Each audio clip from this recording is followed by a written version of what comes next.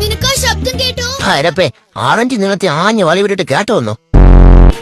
ആ വലിയ കാർമേഘം വരുന്നുണ്ടോ എന്ന് നിങ്ങൾ നോക്കി പറയുമോ? അപ്പൊ നിന്റെ പിജത്തിന്റെ താഴെ ഇരിക്കണത് ആമത്തോടാ, അത് പൊക്കിയോട്ട് നോക്കടി. നിങ്ങൾ ആ വലിയ കാർമേഘത്തെ കണ്ടാൽ കാർമേഘം എന്ന് പറയാണ്. നിന്റെ അണ്ണാക്കിന് എന്തൊരു പിരി ഒട്ടിയിരിക്കണ? മോളിൽ എന്താ വന്നോണ്ടിരിക്കുന്നേ?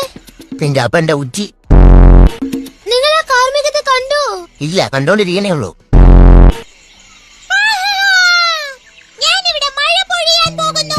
സാധാരണ പിന്നെ മേൽമറ തൂടിയിട്ട് വരിയറിയില്ലേ.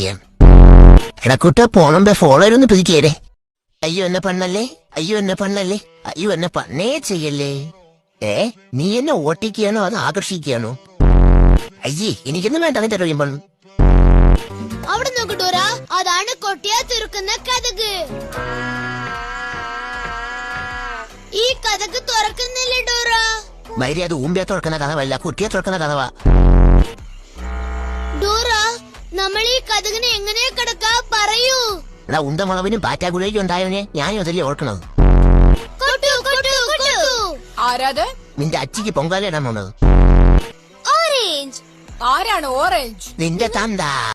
നില്ലുമൈത് ഞാൻ ചോദിക്കട്ടെ കൂട്ടുകാരെ, ഈ പുണ്ടച്ചിക്ക് ശുക്കനെ കൂച്ചി വിടാൻ പറ്റിയ എന്തെങ്കിലും ആയിട്ട് ഈ ബാക്ക് പാക്കിന്റെ അകത്തുണ്ടോ നമുക്ക് നോക്കിയാലോ? കൂട്ടുകാരെ, ഞാൻ ബാക്ക് പാക്ക്.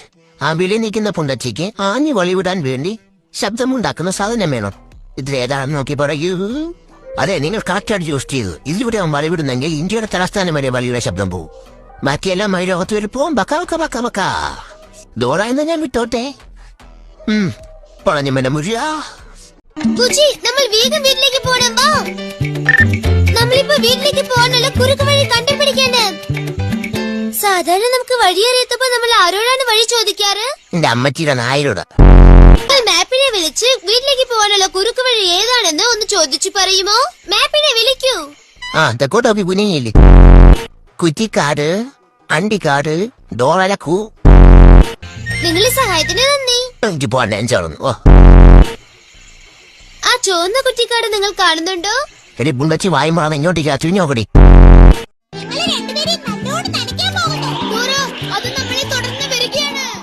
അങ്ങനെയെങ്കിലും ഒന്ന് പൊളിക്കേട്ട്.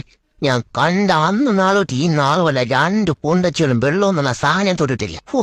ഈ പുണ്ടച്ചാലും ചട്ടി ഒഴിച്ചിട്ടില്ല. അങ്ങനെ കുളി. ഓട്.